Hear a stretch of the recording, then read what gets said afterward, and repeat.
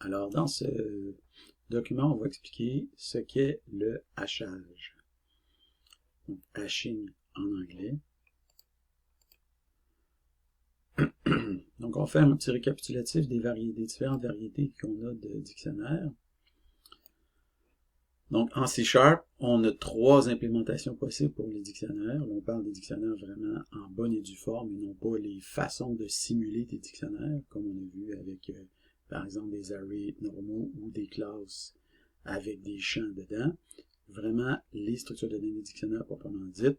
On a 3 implémentations possibles. On a le dictionary, on a le sorted dictionary, puis on a le sorted list. Donc, le dictionary est basé sur une table de hachage à l'intérieur.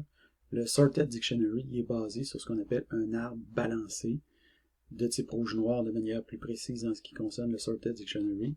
Et le sorted list est basé sous le capot, sous un array qui est trié, puis qui fonctionne avec la recherche dichotomique à l'interne.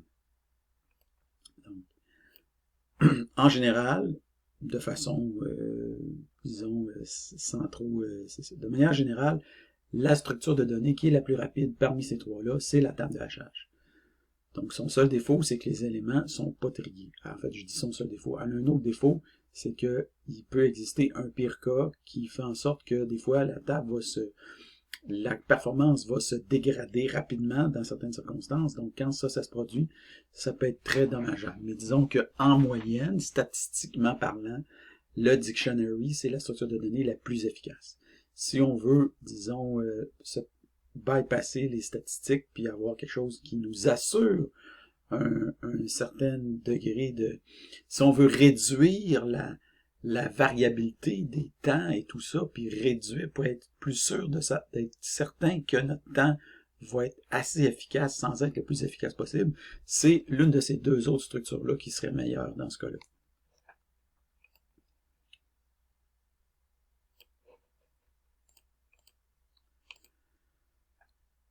Donc, une table de hachage, c'est quoi?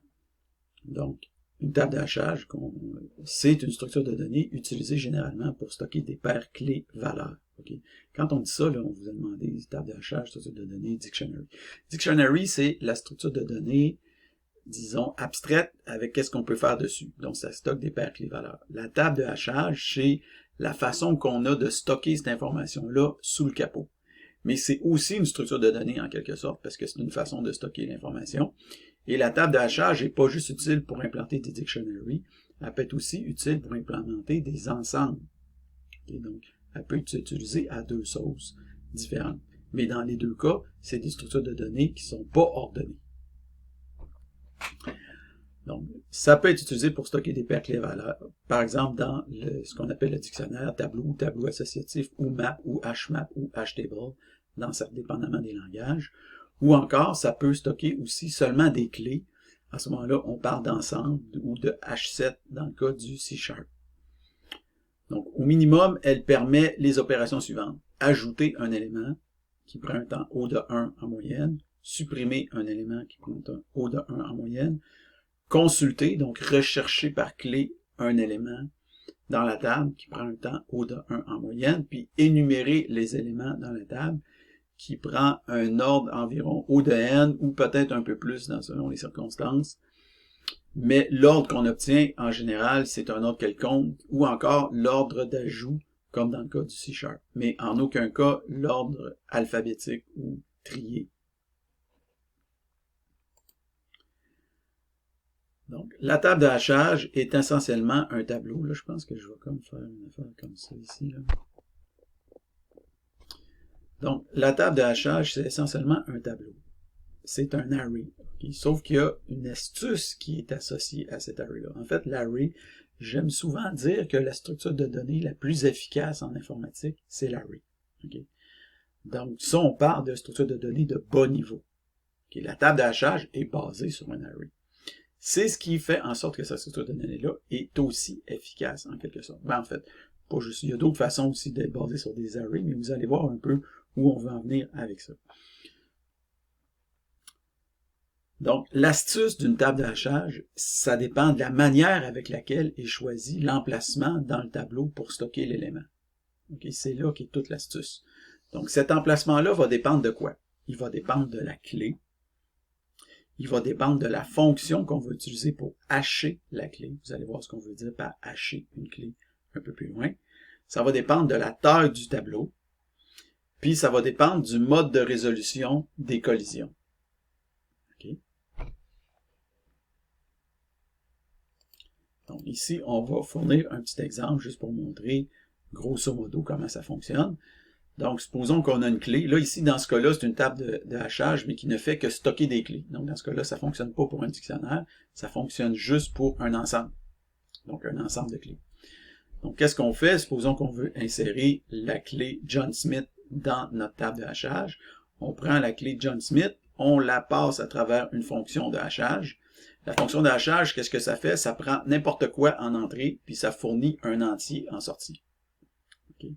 Donc, ça prend n'importe quoi en entrée. Ça peut prendre une string, ça peut prendre un double, ça peut prendre n'importe quoi, puis ça donne un entier en sortie. C'est ça que ça fait une fonction de hachage. On va quand même élaborer un peu plus là-dessus plus loin.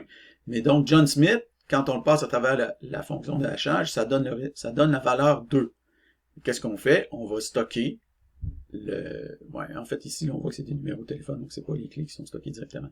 Bon, j'ai dit un peu n'importe quoi tantôt. Mais, enfin. Là, c'est parce que c'est pas complet comme exemple.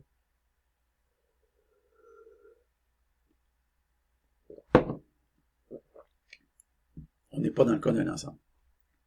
On est dans le cas de paire clé-valeur, mais sauf que elle n'est pas complète ici, la table de hachage. Mais en tout cas, ça donne une vague idée quand même de... Ça, ce schéma-là est très approximatif. Okay? Tantôt, on va voir des schémas qui sont un peu moins approximatifs. Donc, on prend John Smith, on le passe à travers la fonction de hachage, ça va nous donner la valeur 2. Ça veut dire que le numéro de téléphone de John Smith, on va le stocker à l'emplacement 2 de notre tableau. Même chose, on prend Lisa Smith, on le passe à travers la fonction de hachage, ça va donner la valeur 0,1, donc on va stocker le numéro de téléphone de Lisa Smith dans l'emplacement 0,1. Même chose pour Sandra D, on le passe à travers la fonction de hachage, ça donne le numéro 14, on stocke là. Bon, il y a un petit peu, il y a des choses à préciser par rapport à ça, c'est vraiment pour une première approximation de comment fonctionne une table de hachage. On va voir un peu plus loin, plus en détail comment ça fonctionne. Donc, le processus de hachage, qu'est-ce qu'on fait? On part de la clé. Après ça, la clé est soumise à une fonction de hachage pour obtenir un nombre entier. Ce nombre entier-là, en ce qui concerne le C# et le Java, c'est un nombre de 32 bits. Cet entier-là est ensuite soumis à un modulo pour obtenir un emplacement dans la table de hachage. Okay, donc ça, c'est la petite passe-passe que je n'ai pas parlé tantôt. C'est que par exemple, ici, si vous prenez Lisa Smith, vous faites sa fonction de hachage.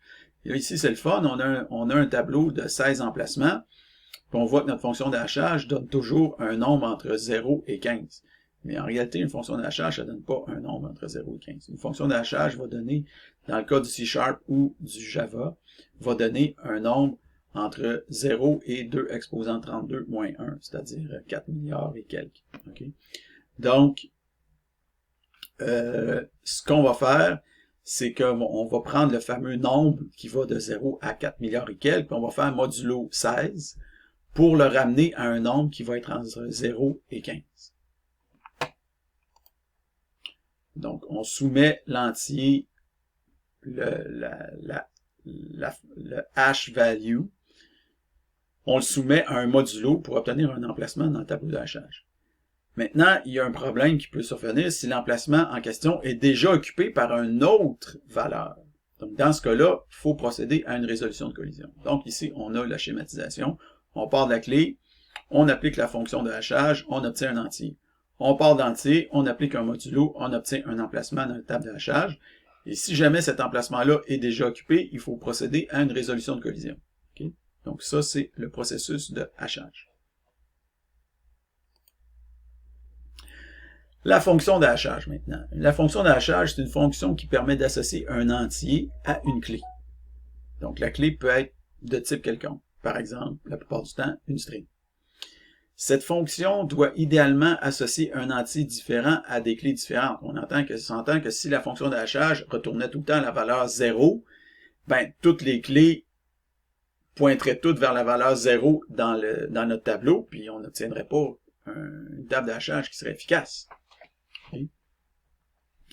Donc, le plus possible, il faut que les entiers générés soient différents les uns des autres quand les clés sont différentes. Évidemment, ça ne sera pas possible si le nombre de clés potentielles dépasse le nombre d'entiers possibles. Donc, le nombre d'entiers possibles pour 32 bits, on l'a dit tantôt, c'était 4 milliards et quelques. Donc, par exemple, si vous prenez des strings, il y a bien plus que 4 milliards de strings possibles. Donc, parfois, il va y avoir 2 strings qui vont avoir exactement la même valeur de hachage, ou le même hash value, si vous préférez. OK? La même valeur de hachage. Autre considération importante pour la fonction de hachage, c'est que la fonction doit idéalement être imprévisible. OK? Elle ne peut pas être parfaitement imprévisible dans le cas des fonctions de hachage qu'on utilise dans les tables de hachage, mais il existe d'autres fonctions de hachage qu'on utilise en cryptographie qui, elles, doivent être entièrement imprévisibles pour que ce soit impossible de partir de la valeur de hachage pour retrouver la clé ou la valeur de départ qui a été hachée. Okay? Donc, mais dans le cas des fonctions de hachage utilisées pour le faire du hashing, du hachage, la fonction peut être en partie prévisible, mais je veux dire, quand on dit prévisible, ça veut dire que peut-être qu'un algorithme informatique pourrait analyser ça. Mais notre cerveau, lui, en général, il comprend pas trop comment qu'on est parti de la valeur, puis qu'on est arrivé on est parti de la clé, puis qu'on est arrivé à la valeur de hachage. Il n'est pas capable trop de faire le lien, là. Okay? Ensuite de ça, en fait, elle doit être imprévisible pour répartir aussi le plus possible les valeurs dans la table de hachage. Il faut vraiment que ça soit mélangé le plus possible, cette affaire-là. Aussi, la fonction de hachage doit être stable. Qu'est-ce qu'on veut dire par là? C'est-à-dire que notre fonction de hachage, à partir d'une clé donnée, doit toujours donner la même valeur. Parce que ça serait pas commode si quand on hache une clé, ça donne des valeurs différentes dépendamment de quelle heure de la journée qu'on décide de faire notre hachage. Okay? Donc, notre fonction doit être stable. Donc, on a ici un exemple en C#. Donc, voici notre programme. Donc, on fait, par exemple, ici, on affiche d'abord WriteLine, on fait Albert Einstein, plus la string alberteinstein.getHashcode. Donc, c'est la façon en C# d'obtenir la hash value qui est associée à une clé. Okay? Donc, en fait, associée à n'importe quelle valeur peut être hachée avec la fonction getHashcode. Donc, en appliquant getHashcode à une valeur, on obtient sa valeur de hachage, ou son hash value, ou son hashcode. Donc, ici aussi, on applique à Marie Curie le getHashcode. Après ça, on applique le getHashcode aux entiers de 0 à 19. Et finalement, on applique aussi le getHashcode aux lettres, de A à Z.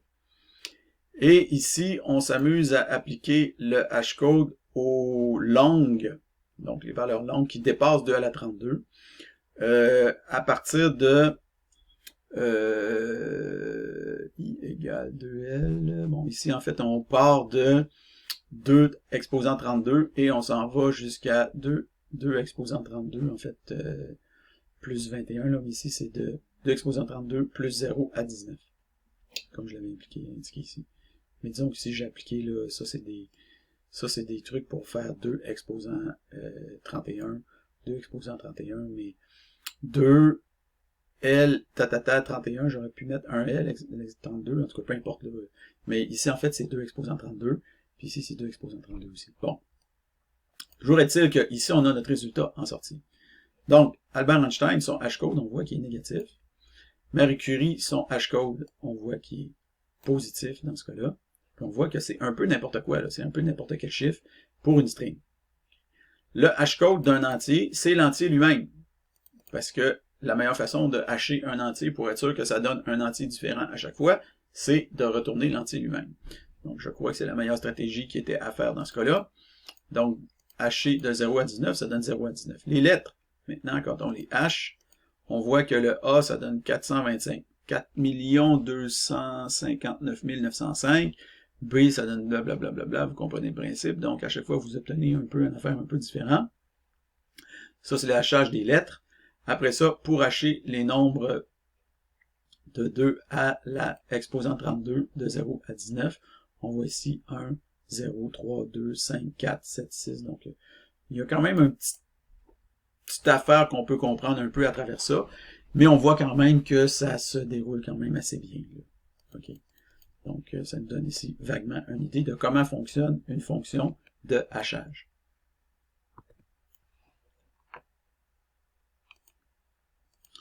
Donc, en C#, pour les types de base, puis en fait pour à peu près n'importe quoi, la méthode getHashCode retourne automatiquement une valeur de hachage qui est bien construite et qui fait un bon travail de répartition. Donc, vous n'avez pas besoin de vous casser la tête, vous appelez juste getHashCode, puis ça fonctionne comme par magie.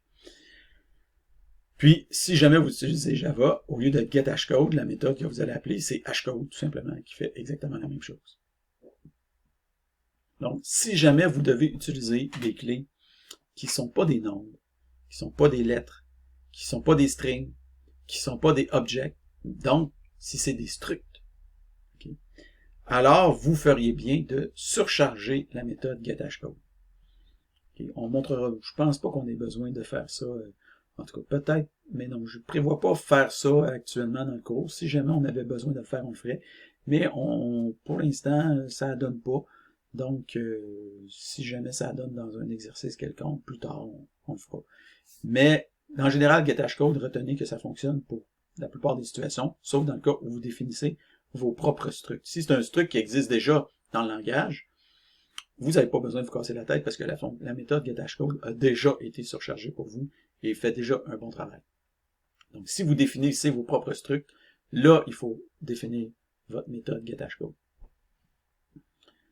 Donc, en général, dans ce cas-là, ce qu'il faut faire, c'est qu'une valeur de hachage globale est obtenue en combinant les valeurs de hachage respectives de chacun des attributs pris individuellement. Donc, pour ce qui est des objets, c'est pas nécessaire de faire ça parce que c'est l'adresse de l'objet en mémoire qui va être hachée au lieu d'être la valeur, au lieu d'être basé sur le contenu de l'objet. Donc, par exemple, si vous voulez hacher des strings, ici, c'est juste donner un exemple de fonction de hachage, comment ça pourrait fonctionner pour hacher des strings. Ici, c'est la fonction de hachage qui est utilisée en Java pour hacher des strings. En C#, c'est un peu plus compliqué. Si ça vous tente d'aller voir ça, vous irez voir comment ça fonctionne, mais c'est un peu plus compliqué, puis même que des fois, ces méthodes-là, ils changent avec le temps. Donc ici, je dis que c'est ça en Java, mais ça se peut que ça ait changé depuis le temps. Okay?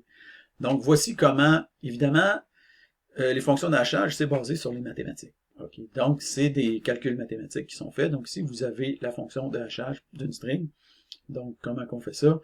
On va faire la sommation pour i égale de 0, de l'emplacement 0 jusqu'à l'emplacement n-1 qui correspond à la longueur de notre string. Okay. Donc, de l'emplacement 0 à longueur de la string -1. Après ça, on prend la valeur qu'on a à cet emplacement-là et on le multiplie par 31 exposant n-1 moins i. Okay. Puis on fait la somme de tout ça. Et évidemment, on fait tout ça, ça se passe dans un entier qui est modulo 32. Donc, des fois, les débordements vont s'accumuler, mais je veux dire, ça n'a pas vraiment d'importance dans ce cas-là. Donc, c'est juste vous donner une idée à peu près comment, c'est quoi ça, une fonction de hachage. Okay? Donc, vous en avez ici un exemple. Donc, vous voyez un peu que s'il fallait que vous pondiez vos fonctions de hachage vous-même à tout bout de champ, vous perdriez un temps fou, mais le langage C# ou Java vous fournissent des fonctions de hachage automatiquement utilisables avec getHashCode ou hashcode. Ici, on voit comment on pourrait hacher un objet en Java. Donc, c'est un exemple qui est fourni à titre indicatif, puis c'est pas nécessaire, en fait, comme je l'ai déjà expliqué avant, de surcharger hashcode pour les classes ou getHashcode. Donc ça, c'est un exemple qui est pris en Java parce que je l'ai pris sur Internet qui est en Java. Mais en C#, ça serait la même chose. Donc, supposons qu'on a une classe employé qui contient un ID d'employé, un nom et un département. Qu'est-ce qu'on ferait? Ben, la fonction hashcode ici qu'on va surcharger, donc override, on partirait d'un entier, le hash, c'est le hashcode qu'on veut générer. Donc, c'est un entier, on part à 1, et après ça, qu'est-ce qu'on fait? On additionne, par exemple, on prend le hash, on multiplie par 17, on voit que ça, c'est des nombres premiers, là. Multiplié par 17, multiplié par 31, multiplié par 13. Donc, on prend le hash, on multiplie par 17, et on additionne le ID de l'employé qui est un entier. Après ça, on multiplie le hash qu'on a obtenu ici, on le multiplie par 31, et on additionne le hashcode du nom qu'on a ici. Et après ça, tout ça, on multiplie par 13, et on additionne, bon, si le département est nul, on additionne 0, mais s'il n'est pas nul, on va additionner le hashcode du département. Donc, comprenez le principe, on combine ces trois éléments-là pour créer un nouvel hashcode pour notre employé. Mais vous n'aurez pas besoin de le faire. Mais je vais juste vous expliquer comment ça fonctionne. Donc, on arrive maintenant au modulo, au fameux modulo. Donc, il faut appliquer le modulo pour trouver l'index dans le tableau. Okay? Ou l'index ou l'indice. L'index, en réalité, c'est en anglais, puis l'indice, c'est en français. Donc, pour savoir dans quel emplacement on va stocker l'emplacement dans un tableau, qu'est-ce qu'on va faire? On va faire le hashcode de la clé. La clé qu'on a. On part de la clé, on trouve son hashcode. Et son hashcode, c'est de 0 à 2 exposant 32 moins 1. De 0 à 4 milliards et quelques. Donc, on va faire un modulo taille du tableau pour ramener cet entier-là dans la taille du tableau. Okay. Donc, par exemple, si on a une table de hachage de taille 100, voici ce qu'on pourrait faire. Par exemple, on prend bonjour, on fait get hashcode, on obtient la variable hashcode qui est le fameux notre hashcode. Le hashcode, c'est quoi? Ici, on voit que c'est 1, 2, 3, 4, 5, 6, donc 2 milliards, bon, blablabla, 6 192 733. Alors, après ça, pour ramener ce hashcode-là à une valeur dans notre table de hachage qui contient 100 emplacements, on fait un modulo 100. Donc, hashcode modulo 100, ça donne 33. Donc, la valeur associée à notre string bonjour, ou notre string bonjour elle-même, dépendamment si on joue avec des dictionaries ou avec des ensembles, avec des dictionnaires ou avec des ensembles, on va stocker notre valeur à l'emplacement 33 dans notre table de hachage. Donc, il y a une petite subtilité ici dont on va parler dans l'exercice que vous allez faire pour implémenter une table de hachage. Les collisions. Donc, une collision se produit lorsqu'un emplacement dans une table de hachage est déjà occupé par un autre élément au moment où on veut insérer cet élément-là. Donc, on veut insérer un nouvel élément dans la table, puis on se rend compte qu'il y a déjà un élément dans la table. Donc, quand une collision se produit, on a deux options. La première option, c'est de stocker l'élément dans une zone de débordement qui est associée à notre emplacement. Ça, c'est ce qu'on appelle le hachage ouvert. La deuxième option, c'est de stocker l'élément dans la prochaine case vide dans notre tableau. Ça, c'est ce qu'on appelle le hachage fermé. Donc, ici, on voit la distinction entre ces différentes choses-là. Ici, on parle de hachage ouvert, ou open hashing, ou linear probing, en tout cas, peu importe le nom qu'on voudrait donner. Donc, ici, on voit, par exemple, John Smith. C'est-à-dire, on a inséré, par exemple, Lisa, on voit qu'elle est stockée à l'emplacement 1. Puis John Smith puis Sandra, elles sont stockées à l'emplacement 152. Pas parce qu'ils ont le même hashcode, ils ont probablement le hashcode différent. Mais quand on fait modulo 256, parce qu'ici, notre tableau possède 256 cases, donc quand on va faire hashcode key modulo 256, on va obtenir 152 pour John Smith et 152 pour Sandra D. Donc comme on obtient la même chose, les deux doivent être stockés dans le même emplacement. Mais comme il y a juste une case possible, si on veut, à cet emplacement-là, ben, qu'est-ce qu'on va faire? C'est qu'on va stocker les données à la chaîne. Donc, vous me voyez venir, liste chaînée. Donc, à chaque emplacement, qu'est-ce qu'on retrouve? On retrouve soit la valeur nulle quand c'est vide puis il n'y a rien de stocké là, c'est les petits X qu'on voit ici, ou alors on retrouve une liste chaînée de tous les éléments dont le hashcode, dont la valeur de hachage modulo la taille de la table se retrouve à cet emplacement-là. Okay? Donc, si vous voulez le hash index, qui est le hashcode modulo la taille de la table, le hash index est le même. Donc, on retrouve tous les éléments dont le hash index est identique dans une liste chaînée. Donc, ça, c'est le hachage ouvert. Le hachage fermé maintenant. Donc, lorsqu'une collision se produit, qu'est-ce qu'on fait? On va stocker l'élément dans la prochaine case qui est libre. Donc, on voit ici qu'est-ce qu'on a dans notre table de hachage. D'abord, dans notre table de hachage, on a deux éléments à chaque fois. On a la clé et la valeur associée. Donc, c'est important de stocker les deux dans la table de hachage, de la même façon que ici, dans nos valeurs qu'on stockait, dans notre liste chaînée, on stockait la valeur et la clé associée. La valeur et la clé, la valeur et la clé. Donc, c'était comme ça. Dans le hachage fermé, ici, qu'est-ce qui se passe? C'est que, par exemple, on insère John Smith, puis on va insérer Sandra D. Les deux vont donner la case 152. Donc, on va insérer John Smith à la case 152, puis comme Sandra, quand on va l'insérer après, la case 152 est déjà occupée, on va stocker Sandra à la case 153 à la place parce qu'elle est libre. Mais plus tard, quand on va vouloir ajouter Ted Baker, lui, il donne son H-index, ça donne 153. Donc, on va vouloir le stocker à la case 153, mais ça ne marchera pas parce que Sandra, qui elle arrivait à la case 152, avait débordé dans la case 153. Donc, Ted Baker va être obligé de déborder à la case 154.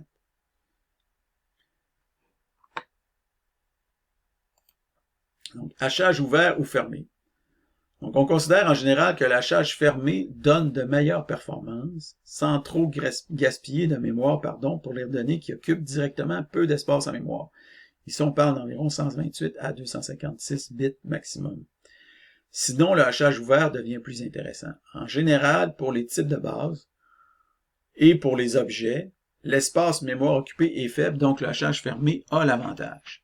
Par ailleurs, dans le hachage ouvert, si la structure utilisée pour stocker les valeurs de débordement n'est pas linéaire mais arborescente, ça devient possible d'assurer une pire performance de l'ordre de O de lec de n au lieu de O de n, ce qui n'est pas possible avec le hachage fermé. Autrement dit, ce que je suis en train de dire là, c'est que dans certaines formes de hachage ouvert, on peut le rendre plus efficace dans le pire des cas, ce qui peut être utile dans certaines circonstances. Okay? Donc, le pire des cas, c'est un cas qui peut se présenter rarement, mais qui peut arriver. Puis quand le pire cas arrive, vous êtes dans la M. Okay? Donc, c'est pas grave si vous êtes dans la M, dans une application Excel ou je sais pas quoi, que je veux dire, une fois sur 100 millions, à un moment donné, votre logiciel, il gèle pendant une fraction, pendant plusieurs secondes. Okay? C'est pas grave. Mais, je veux dire, si vous êtes en train de faire un missile téléguidé, ou une fusée, ou une navette spatiale, ou quoi que ce soit, puis que ça gèle pendant 5 secondes, vous êtes fait à l'os. Okay? Donc, c'est là que ça joue. Okay? Donc, quand vous êtes en train de faire un système critique, ben, vous n'allez pas utiliser du hachage fermé, puis vous allez prendre, si peut-être du hachage ouvert, ou carrément un arbre balancé dans un cas comme ça. Okay? Mais c'est juste pour expliquer que il y a moyen de fonctionner avec du hachage ouvert et un arbre qui va stocker les valeurs. Au lieu de stocker les valeurs supplémentaires dans une liste chaînée, on peut les stocker dans un arbre, ce qui va accroître considérablement, ce qui va réduire le problème qui survient quand la table, s'il y a trop d'éléments qui sont stockés dans une même. S'il y a trop de collisions, en fait. Quand les collisions, il y en a trop, stocker dans un arbre, ça permet d'accélérer considérablement la recherche, l'ajout ou la suppression dans ce cas-là. Dans le cas où un paquet d'éléments se retrouve sur la même case. Okay? En général, ça devrait pas arriver. Mais des fois, ça peut arriver. Okay? C'est très rare que ça arrive, mais ça peut arriver. En passant, la structure de données HTable de Java fonctionne comme ça, avec du hachage ouvert et un arbre qui stocke à la fin. Donc, c'est vraiment, c'est vraiment une structure qui est, qui vous protège au maximum. En C#, je ne sais pas, je ne l'ai pas analysé, je ne sais pas si c'est comme ça. Donc ici, on va voir un exemple de hachage ouvert en... Donc là, on le voit ici. Là. On prend une certaine clé, valeur, next, ok, none.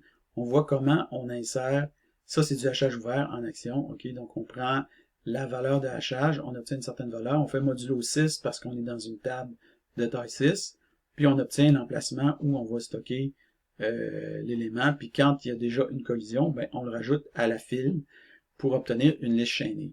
Okay. Donc on voit comment ça fonctionne. Alors, qu'est-ce qui se passe quand on a trop de collisions? Donc, le hachage fonctionne bien dans la mesure où la fonction de hachage permet de répartir uniformément les clés dans une table de hachage. Lorsqu'il y a assez de cases dans le tableau pour stocker toutes les données. Si la fonction de hachage est mal conçue ou mal adaptée à des données, ou encore si un hacker mal intentionné connaît sa faiblesse, alors ça se pourrait qu'il y ait beaucoup de collisions parce que les valeurs de hachage vont tous se retrouver dans la même case. Donc, même si la fonction de hachage effectue correctement une bonne répartition, si le tableau est trop petit, ça se pourrait aussi qu'il y ait trop de collisions. Donc, ça prend un tableau qui est suffisamment grand en fonction du nombre d'éléments qu'on veut stocker dans la table. Donc, les collisions alourdissent énormément l'ajout, la suppression et la recherche, puis à la limite, ça pourrait même paralyser le fonctionnement de notre table. Pour éviter les collisions, En supposant que la fonction de hachage soit bonne, on s'assure en général que le tableau soit suffisamment grand, sinon on augmente sa taille au besoin. Donc, ça c'est comme le tableau dynamique qui est la liste en C#. Donc, un dictionary possède une genre de capacité, si vous voulez, puis la capacité du dictionnaire va croître en fonction du nombre d'éléments qui vont être stockés dans le tableau. On peut définir une constante qu'on appelle le facteur de charge.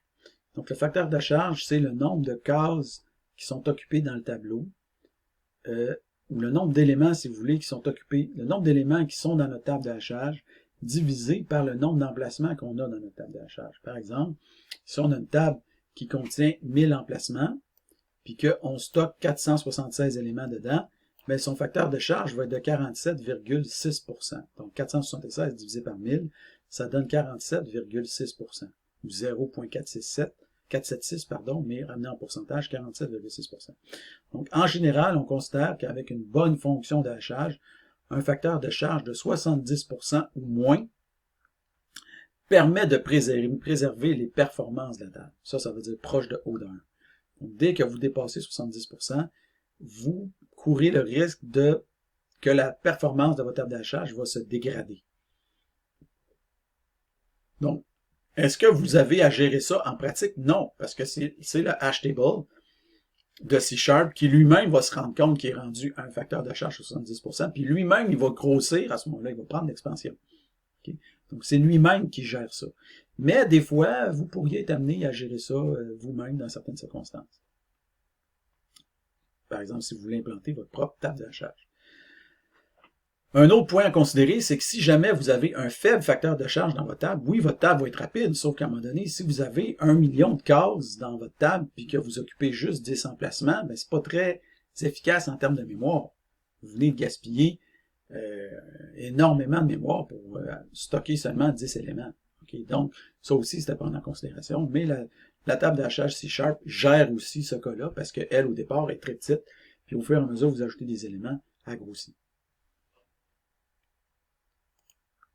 Donc ici, vous avez un graphique qui présente la détérioration de la performance en fonction du facteur de charge. Donc, le load factor, c'est le facteur de charge.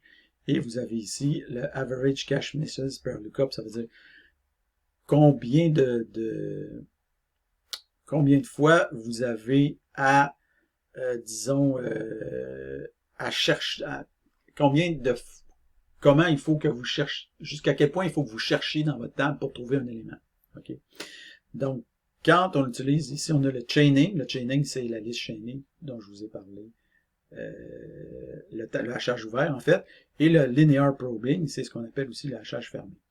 Donc, le linear probing, parce qu'on va checker dans chaque case. Donc, quand on arrive à une case, est-ce que c'est celle-là? Non, sinon c'est l'autre, sinon c'est l'autre, sinon c'est l'autre, sinon c'est l'autre. Donc, linear probing.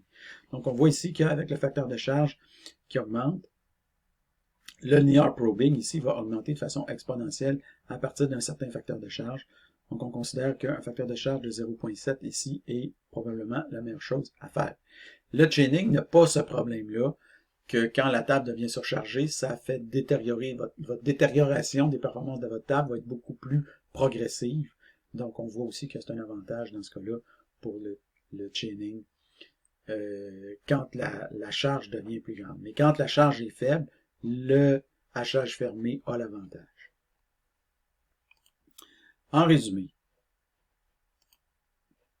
donc, une table de hachage, c'est une collection de données de type ensembliste qui stocke ces éléments dans un tableau de manière à répartir les emplacements de ces données au maximum dans la table. L'emplacement d'un élément dans le tableau dépend de sa clé, la fonction qui est utilisée pour hacher la clé, ça c'est en C# c'est getHashCode, la taille du tableau, okay, parce qu'on va appliquer le modulo, et le mode de résolution de collision, soit du hachage fermé ou soit du hachage ouvert. Ici, on se rappelle du processus de hachage, on part de la clé, on applique la fonction de hachage, on obtient un entier, on applique le modulo, on obtient un emplacement dans notre table, et après ça, on résout les collisions. Ici, vous avez un algorithme de hachage, disons, simplifié. Donc, pour insérer un élément. Donc, si la taille de la table de hachage est trop petite, alors on agrandit la table. Après ça, on va chercher le hash value qui est associé à notre élément. Donc, on fait un getHashCode dessus.